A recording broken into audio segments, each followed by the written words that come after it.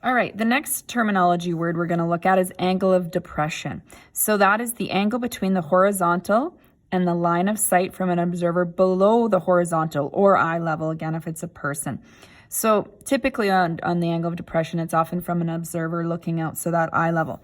So again, if you look at this diagram, you've got the person here. So the horizontal would always be the distance he's looking straight ahead, right? That's his eye level. The angle of depression would be looking down. So in this case, he's standing on top of a hill and he's looking down. That is the angle of depression as he looks down towards the car. Often, you may have an observer on a hill. You could have them on, you could have a tower, a bird perched on a tree looking down. There's lots of instances where you would actually be able to have an angle looking down. So that's the angle of depression.